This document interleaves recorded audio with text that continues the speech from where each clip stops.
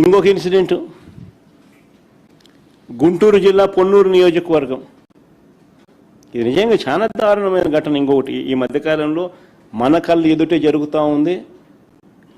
భావి సమాజం మొత్తం దీన్నంతా కూడా నిజంగా ఖండించాల్సిన అవసరం ఉన్న అంశం. పొన్నూరు నియోజకవర్గంలో మామిళ్ళపల్లెలో కాపు సామాజిక వర్గానికి చెందిన 5 చిన్న రైతులు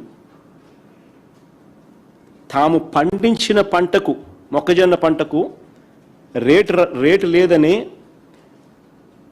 ఎంఎస్పి చూస్తే 2400, కొనేవాడు చూస్తే 1600, 1400 రేటుకు కొనేదాన్ని అడుగుతున్నాడు. రేటు లేక వాళ్ళ గోడౌన్లో, చిన్న గోడౌను, అదే సైజు కూడా, గోడౌన్ సైజు కూడా ఎవరైనా చూస్తే ఆశ్చర్యపోతారు, చిన్నది. ఆ 5 మంది రైతులు వాళ్ళ ఊర్లో, అది వాళ్ళ ఊర్లోనే, వాళ్ళ గోడౌన్లో వాళ్ళు పెట్టుకున్నారు రేట్ లేక. అది మా అంబటి మురళి ఇంటి పక్కన. ఆల్రెడీ ఆయనది అదే ఊరు, ఆయన కాపు సామాజిక వర్గమే. దీనిలో తప్పు ఎక్కడ జరిగిందనే అనేదానికి అవకాశమే లేదు ఎక్కడ. అక్కడ స్థానిక ఎమ్మెల్యే చంద్రబాబు నాయుడు గారు పోలీసులను పంపుతారు, గోడౌన్ మీద రేడ్ చేయిస్తారు. ఆ గోడౌన్ మురళీదని చెప్పి అబాండాలు, అబద్ధాలు చెప్తారు.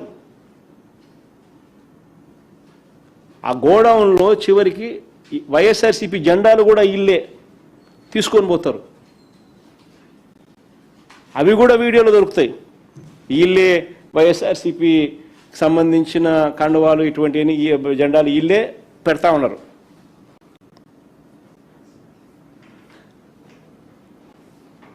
మొక్కజొన్న నిల్వ చేశారంటూ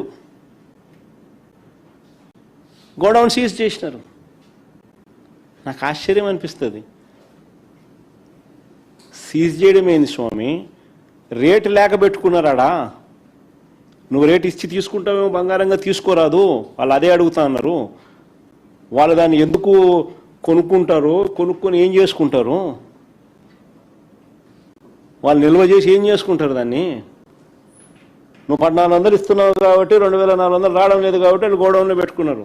అది వాళ్ళ గోడౌన్లో, వాళ్ళ ఊర్లో, ఆ చిన్న గోడౌన్లో ఆ రైతులు వాళ్ళంతకు వాళ్ళు ఏం తప్పు చేసినారు? గోడౌన్ సీజ్ చేసేసినారు. ఆ రైతులకు ఈరోజు పంట లేదు, గోడౌన్ సీజ్ చేసినారు.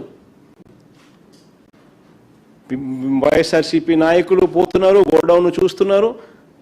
వెళ్తే ఆడోళ్ళు, అక్కడ కాపు సామాజిక వర్గానికి సంబంధించిన ఆడోళ్ళు, ఆ రైతన్నలు వచ్చి విషయాలని చెప్తా ఉంటే వాళ్ళను పోలీసులు ఏకంగా తాడుతో కట్టేస్తున్నారు. అసలు సోషల్ మీడియాలో చూస్తే జంగల్ రాజు కాకపోతే ఏంది స్వామి ఇది?